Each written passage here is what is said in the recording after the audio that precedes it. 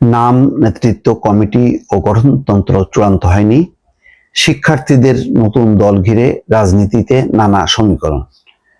দর্শক, একটি আলোচনা চলছে খুব জোরে সোরে, এবং সেই দলের গতি প্রকৃতি কেমন হবে, তার সাথে সরকারের সম্পর্ক কেমন হবে, সেগুলো নিয়ে কিন্তু রাজনীতিতে আলোচনা আছে। এবং বিশেষ করে প্রধান রাজনৈতিক দল বাংলাদেশ জাতীয়তাবাদী দল বিএনপি এই নতুন রাজনৈতিক দলের কর্মকাণ্ড গতিবিধির দিকে নজর রাখছে। কারা এই দলে যাচ্ছে, ইতিমধ্যে একটি আলোচনা যে সিটি এবং পৌরসভার যে কাউন্সিলর, যারা স্থানীয় পর্যায়ে গণ অভ্যুত্থানের সময় আন্দোলনের প্রাককালে লাঠিয়াল হিসেবে কাজ করেছিল, তাদের অনেকেই যোগ দিচ্ছে নতুন এই দলে, এমন একটি অভিযোগ কিন্তু আছে এবং আলোচনা চলছে।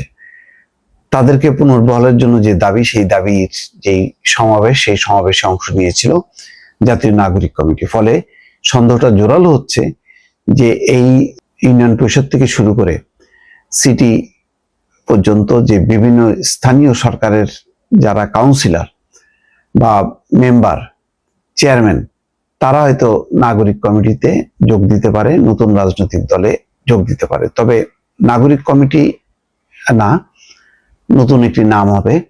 কি নাম হবে সেটি নিয়ে আলোচনা হচ্ছে। সেই নামের আগে পিছে জাস্টিস শব্দটা বসবে বলে এই রিপোর্টে বলা হচ্ছে, কালবেলা রিপোর্টে যেটা বলা হচ্ছে। গত 16 ডিসেম্বর বিজয় দিবসে রাজধানীতে বড় শোডাউন করে নতুন দল গঠনের বিষয়ে জানান দেয় জাতীয় নাগরিক কমিটি। বড় ছিল নিঃসন্দেহে তাদের এই শোডাউনটি। রাষ্ট্র সংস্কার ও পুনর্গঠনের লক্ষ্যে গঠিত জাতীয় নাগরিক কমিটি এবং গণ অভ্যুত্থানের পক্ষের শক্তির সমন্বয়ে এই দল গঠিত হবে।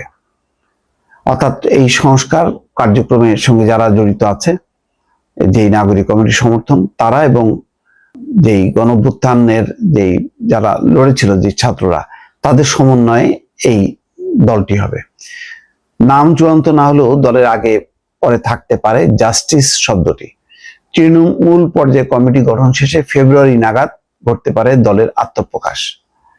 অনেকে বলে যে জাতীয় নির্বাচন পেছানোর পেছনে এটা একটা কারণ, যে নতুন রাজনৈতিক দল সংগঠিত হবার পর তারা নির্বাচনে অংশ নেবে এবং সেই নির্বাচনে যাতে তারা ভালোভাবে পার্টিসিপেট করতে পারে, সেই কারণেই হচ্ছে নির্বাচনের তারিখটা পেছানো হচ্ছে, যত দূর বাড়ানো যায় তেমন একটি প্রচেষ্টা রয়েছে বলে কেউ কেউ বলছেন। বাংলাদেশের রাজনীতিতে নতুন ধারা যুক্ত করতে যাচ্ছে, শিগগিরই নতুন একটি রাজনৈতিক দল গঠন হতে যাচ্ছে। বলা হচ্ছে রাষ্ট্র সংস্কার ও পুনর্গঠনের লক্ষ্যে জাতীয় নাগরিক কমিটি ও গণ অভ্যুত্থানের পক্ষের শক্তি সমন্বয়ে এই দল গঠিত হবে, যার লক্ষ্য ফ্যাসিবাদী ব্যবস্থার বিলোপ এবং নতুন রাজনৈতিক বন্দোবস্তে এক দফা দাবির আকাঙ্ক্ষাকে ধারণ করে দেশ ও জাতির সমস্যা সমাধান।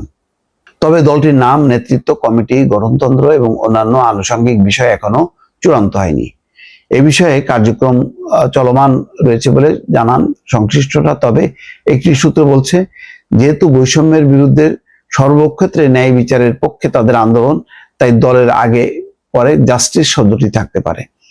এই দলের ছাত্র জনতার আন্দোলনের নেতৃত্ব দেওয়া প্ল্যাটফর্ম বৈষম্য বিরোধী ছাত্র আন্দোলনের ব্যানারে সরাসরি সংযুক্তি না থাকলেও প্ল্যাটফর্মটির অনেকেই অংশগ্রহণ থাকবে বলে জানা গেছে। এমনকি বৈষম্য বিরোধী ছাত্র আন্দোলনের প্রতিনিধি হিসেবে অন্তর্বর্তী সরকারের দায়িত্বে থাকা কোনো কোনো প্রতিনিধির নতুন দলে সম্পৃক্ত হতে পারেন বলে গুঞ্জন রয়েছে।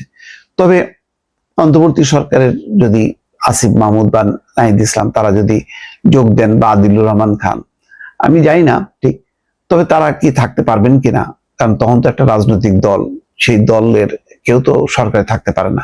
হয়তো তারা পদত্যাগ করবেন, কোন একটা তো নিশ্চয়ই সম্মানজনক যেটা হয় সেটা করতে হবে। এটা ঠিক, বাংলাদেশের বাস্তবতা একটা রাজনৈতিক দল দরকার। আওয়ামী লীগের রাজনীতির যে শূন্যতা, সেই শূন্যতা পূরণ করার জন্য নতুন রাজনৈতিক দল দরকার, নতুন চিন্তা ভাবনা দরকার। বাংলাদেশের রাজনীতি বহুদিন আওয়ামী লীগ কেন্দ্রিক এবং বিএনপি কেন্দ্রিক।